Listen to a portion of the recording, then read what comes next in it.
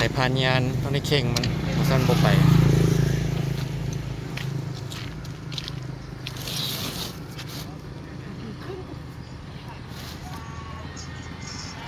รถไฟไปนาก่อนเด้อเชื่อไหมจะได้เชื่อกระบะคอยาวโก้ วีโก้คอยาวหลายปีแล้วนั่นน่ะไม่เท่าแล้วคันนี้จักปีละ ดูก็ไม่เน่นนี่ก็ได้ 20กว่าปี เอาหลายคนก็ที่นั่งจะไหนก็เรียกว่ามาเต็มที่นั่นน่ะโอ้ยลุงไม่ถูกน้องแอนคุณสะดวกนี่วะมันพึ่งบ่ได้นั่งนั่นแหละ เพื่อนทางนี้น่ะมันเพื่อนต้องได้ปีนด้านนั้นขึ้นมาพึ่งเราเรือด้านนี้อะไรมีที่ฮอดอยู่ว่ามีรถนี่ไปตลอดยูเลยไปหลายคนไปดิปูเบาะวีโก้ก็ บ่นุ่มบ่ ฟ้าได้นะ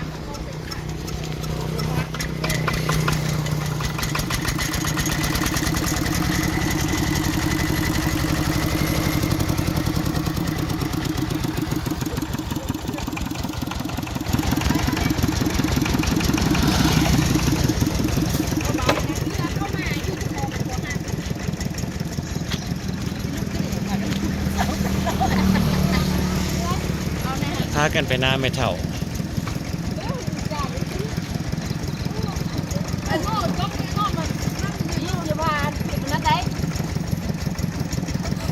เอาหอมไปเช็ดนั่งพายอยู่ที่เมืองแม่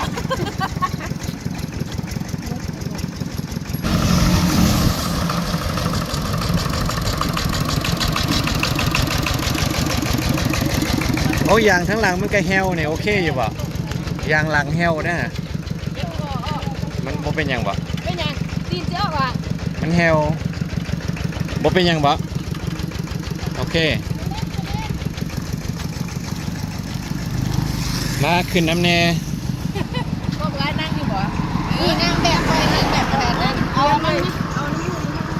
บ่เป็นหยังเพื่อน เกือบมาห้องได้เอาเกือบอันนั้นเกือบแตะแม่หันนั่นแหละเกือบแตะ ดองตูดไปฟักคนเขาสินั่งนี่ เจ้ากูมีเครื่องเปลี่ยนเจ้านะเครื่องเปลี่ยนเลยทำเลย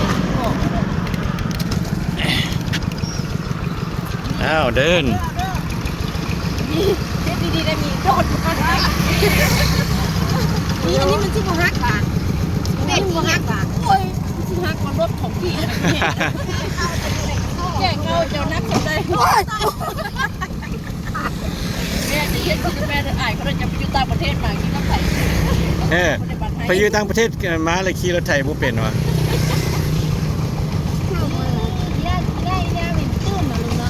ขวัญบรรยากาศตอนเช้าอยู่ดงอยู่ปากสันวิทยาดงคำสร้างทาสีไข่บ้านทาสีไข่อยู่ปากสัน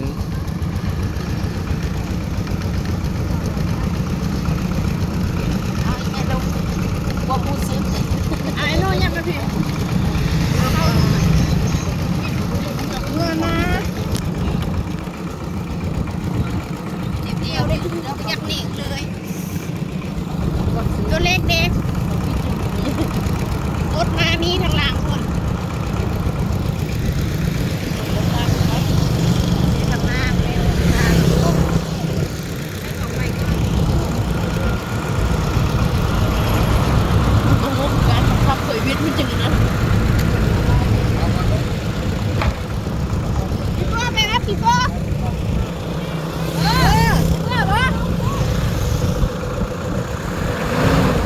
ไปเอาเบียร์มานับสิหันยังสี่แก้วหันดาวรถเรื่องมาป้านั่งเราถึงขึ้นอะไรอย่างพอที่ปั้นเข้ามาเนี่ยพอดีเลยพอกันเห็นเจอปั้นเข้ามาเนี่ย นั่นวะ แรกกับใหญ่ปั้นเข้าอยู่หน้าแล้ว อันนี้มองลงน้ำสันลงไปเล่นใต้มันจะมีสวน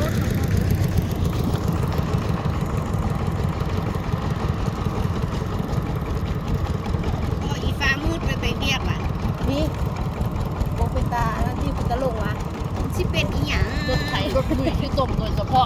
ตุลี่คือบ้านโลกเบิดแหละ ไม่อย่างปานัดบ่เคยขี่หวะ บ่ โอ้นานอันนั้นพูดนานใส่พูด ทางลงไปนานดีๆนะมีของกูอยากได้ของเกิดกี้ เอาไม่เท่าเด้คือย่านไปอยู่อเมริกา2 ปีละย่านเนาะ ลืมเด้ ไม่ไม่ทำไอ้น้องตัวเล็กไม่ได้เล็กตัวเล็ก ไม่ถึงก็ลูกมานั่งพี่ไว้ นี่เขาเลยขี้บีกู้ไปแท้นี่เอาเลยขี้บีกุ้น เยี่ยม เนาะ เยี่ยม นี่ผมไม่ใส่อันนั้นไอ้กะทิ เอาขอกินด้วยเหรอ ขอขี้ทางหล้างนะเพื่อนบ่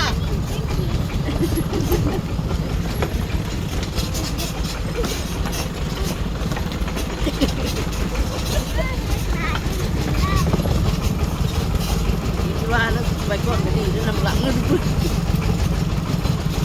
ลีกให้เพื่อนไปก่อน ลีก บ่ ลีกทางให้เพิ่นไปก่อน นี่บ่ได้ได้ เข้าเงินให้ปะเอกนี่แหละ ไปโลดไปเลยไปเลย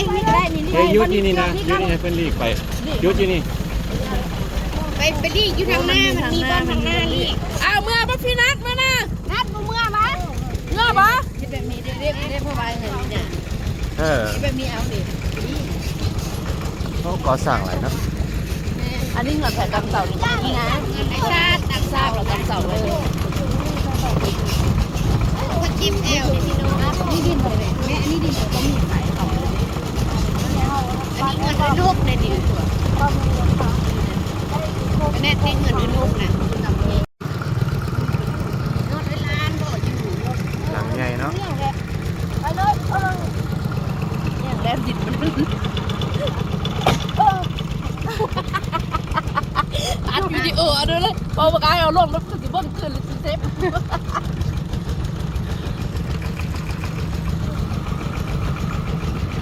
หัวโหนบเห็นยานมาที่ตัวเล็กเป็นยังไงตัวเล็กมันมีเสียงเลย อันนี้ดิโม่เลย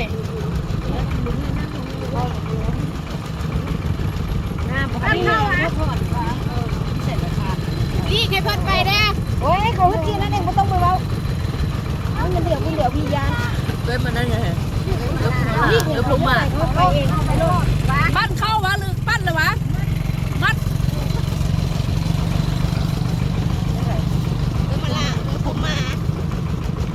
ผมมา ทางแบบนี้แบบว่านั้น เป็นนี่เป็นงานเบิร์นนะ เขาปลูกฟางมานี่ว่าออกเงินกันเพราะว่าเท่าไหร่ก็ของที่บ้านละ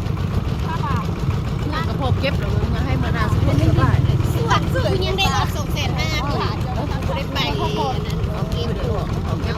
เก็บเงิน ผู้ใดอยู่แถวเส้นนั้น เก็บมันเลย ไม่ยังนี่แม่ ไม่อย่างเปลี่ยนกับพาเปลี่ยนเลยกัน ส่วนยาง ไม่ใช่ส่วนยางผมเป็นวัตถุตั้งตัวที่ส่วนยางจะยุ่งหมายว่าผมเป็นวัตถุตั้งตัวที่คนเก็บส่วนแผ่นนี้เป็นส่วนนะ ส่วนอลักหัวเพชร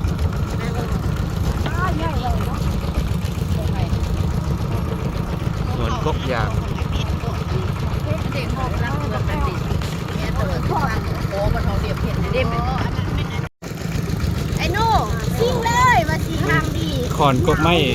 ขอนกกไม้อย่าหนาใหญ่ ไม่ยาง แล้วปลูกกกยาง ยางพารา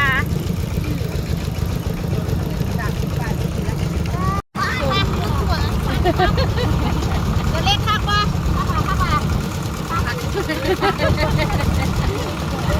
เด็กมันติ้ง ได้เอากระเจหัวมาเราขี้นี่ไปสวนเลยเนาะ ก็อีนี่ที่ไปนั่น ไปเยี่ยมวะไปหน้า มาตหน้าวะโอกลิเขาเดิน นี่หนาเลย นี่เลยนะ ที่เล็กแหละแม่สีน้องไม่ได้ นี่เลยนะวันสีหน้าแม่สีเจ้าแค่จีน้องแค่เห็นวะ จะไม่เรียกระบอก ถ่ายแล้วแล้ว แล้วมือนี้นะจังไหนกันแล้วมือนี้เลยเดี๋ยวนี้เขาก็ยังผูกไปเลย แล้วไว้หรือว่าแห้งซ่าเขา โตแดงๆก็ได้แล้วมือนี้ที่เขาผูกให้โอ้ไหนนะก้นมางานนวดตอนนั้น ไม่ใหญ่ ขี้รถยังมานั่นไหนขี้กับรถเอาขึ้นมาได้เนี่ย ได้ไอ้ ซุกก็ยังว่ามาได้ บ่เป็นหยังนั่นน่ะประสบการณ์นั่นน่ะขี่รถวิโก้คอยาว คือใครอันนี้หน้าไปเนี่ย หน้าแก้วหน้าพวกเราตาเราตา เพื่อนสิวะ เออ เราตายเฮ้ยนี่แหละ แม่ลงมานี่เสียงที่ไทย นี่ยังดินไม่เท่าอ่ะ เออนี่เสด็จดินเอ๋พานมึงก็อยู่นี่ว่าเห็นก็เฮาอยู่คุณแหละบ่นั่นเด้แน่บ่เป็นตายานนะพานที่นี่อย่างเดียวนี่เราขอเรื่องนั้นโยนวางตรงนั้นเป็นตายานเห็นเงินแล้วเล่นปลาบีกันเล่นแร่มาสิค่ะ บนลูกกระพูที่เจริญในดินเจ้าที่เทียมทางนี่บ้านดินเจ้าที่ทางเข้าไปอยู่เลยดินเจ้าแล้ว เก็บบึ้งมาเกี่ยวข้าวกับเก็บบึ้งน่ะ ที่เจริญนาเขา กกอย่างนี้ใหญ่ๆนี่ โอ้มักบกมักกระบกมักกระบกกบให้ทำกันไอ้โน่จะไปใส่โน่ไอ้โน่ยื้อได้ไอ้โน่ฮอดหรือบ่ใกล้ถึง ไม่ยังนี่ไม่เท่า โมเป็นว่าดินเจ้าโมเป็นโมได้เป็นป่ะ ดินไม่เท่าอันนี้ โมได้ปุ๊บ ในพุ่น ตบมือสวน ดินบ่แม่นดินปลูกข้าวเนาะดินซื่อๆนี่ดินว่างกันบ่ นี่มันดินนะดินเขาอีบึ้งกันตอนนี้ป่ะไม่เอ้ยพี่ไม่อยู่ใส่ โอ้ส่วนมะพร้าวสุกว่าที่มาหมดดีได้แท้เนาะมันบ่ได้อันนั้นที่มาหมดเราทางเว้นย่างไปแล้วบ่ มีสารเป็นโบเป็นอันนอกทุ่งหน้าเป็นให้หน้าเขาตะกี้ให้หน้าเขาเล่นของบ้านได้ เป็นคอย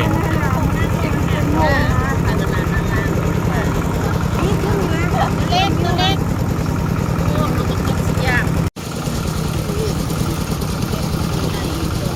ตั้งหกดำ นั่นแหละครูว่าคุณใช่ว่าดำตั้ง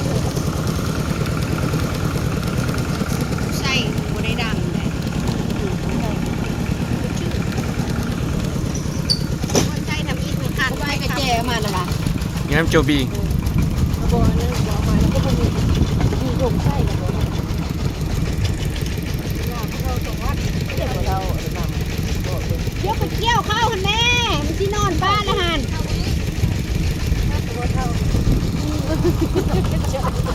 ลองกับเขาดิจับมันเด้อลูกผู้ใหญ่ใช่หัวจะเผา เต้นแล้วก็เต้นหมุนตัวในเลี้ยวตัวแล้วมาเลี้ยว มันแห้งเลยดิเนาะรถของมาได้ เลี้ยวบ้าเอารถเลี้ยวมาแล้วรถใหญ่รถเก๋งมาหดนี่หน้าผู้เฒ่าอันนี้วัดนี้เป็นกันย่างไปตัวก็เต้นนะเต้นรถ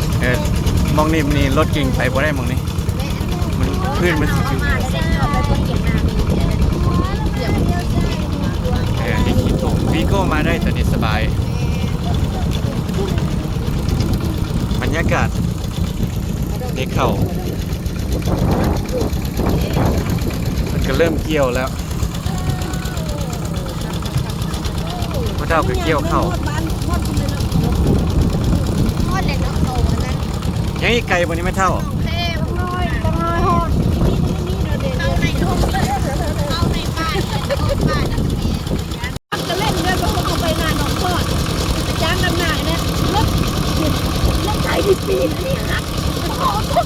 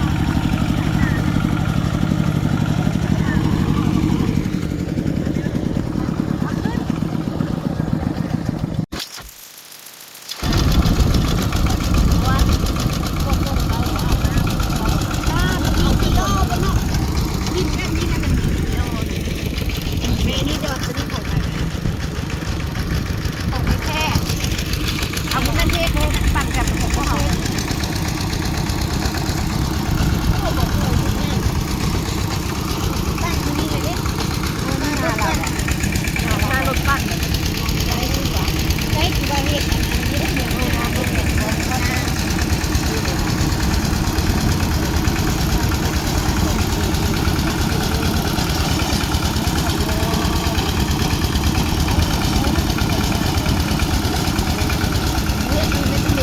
แม่นี่ก็มีดินของเราเนี่ยเราดูก่อนอันนี้นกคนที่งามขนาดนี้นะดินของป้าเลยไหนนะนี่นะโอ้ตะกี้จะสามารถ ทางปวก เล่นที่เราเลยเล่นที่เราแล้วก็ข้ามโค้งไปนะโค้งทางนี้มานี่เพียงใคร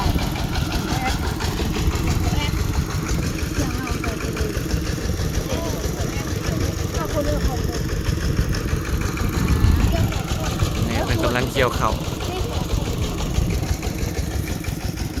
ใจนั่นไหม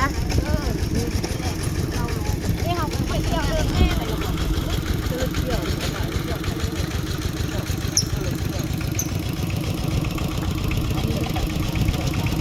เที่ยวเข้าหวาน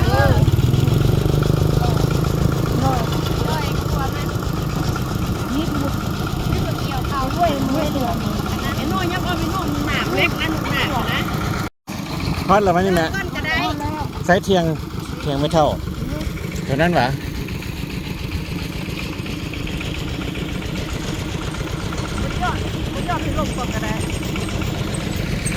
บาทิพย์มือหูงามขนาดเนาะทุกทีแล้วไวเนาะถึงเกี่ยวข้าวนี่เนาะ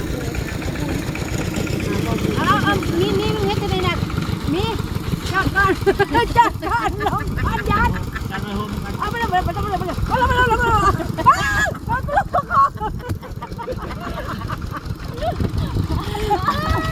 อย่ารถปีนผู้ชายกูหันใจ ฮอดแล้ว มาหัวใจเก่าเลย